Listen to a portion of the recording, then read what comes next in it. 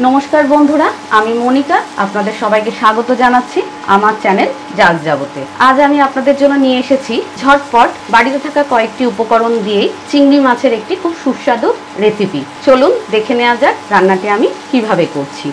चिंगड़ी माछेर तेल झाल बानानोर जोन्नो आमी एकटा कड़ा बसिए नियेछि, तार मध्ये दिये निচ্ছি 2 टेबिल चामच परिमाण सर्षेर तेल। तेल गरम हो गेছে, तेलेर मध्य दिए दिচ্ছি अल्प एकटू कालो जिरे और दिচ্ছি लम्बा लम्बी जुलियान करे काटा 4টে रसुन कुचि। रसुनटा हालका लाल करे भेजे निয়েছি। এবার এর মধ্যে আমি মিশিয়ে দিচ্ছি একটা বড় সাইজের টমেটো কুচি। টমেটো হালকা ভেজে নিয়েছি और এর মধ্যে আমি মিশিয়ে দিচ্ছি হাফ চামচ হলুদ গুঁড়ো, মিশিয়ে নিচ্ছি হাফ চামচ লঙ্কা গুঁড়ো। 2-3 মিনিট মশলাটা দিয়ে হালকা ভেজে নেব। मशला भाजा हो गेছে। এবার এর মধ্যে আমি মিশিয়ে নিচ্ছি 200 গ্রাম চিংড়ি মাছ।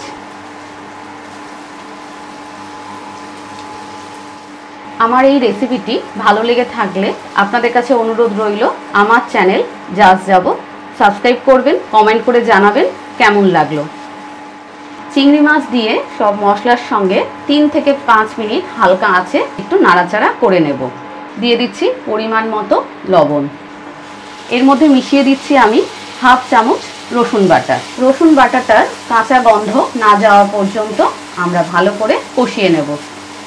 মশলা থেকে তেল ছেড়েছে, কষানো খুব ভালো করে হয়ে গেছে।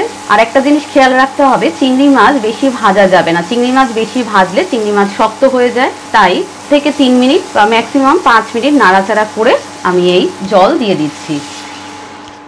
আমি এবার ঢাকনা লাগিয়ে 5 থেকে 7 মিনিট মিডিয়াম ফ্লেমে রান্নাটা করব। 7 মিনিট পর আমি ঢাকনাটি খুলছি।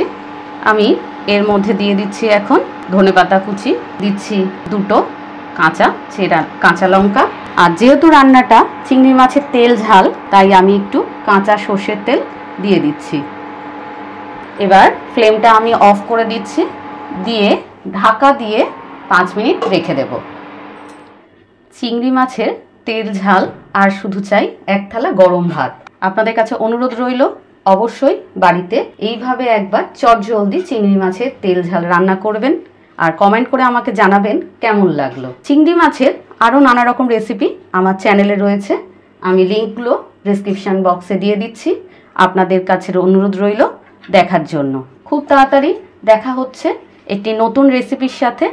আজ এই পর্যন্তই, নমস্কার।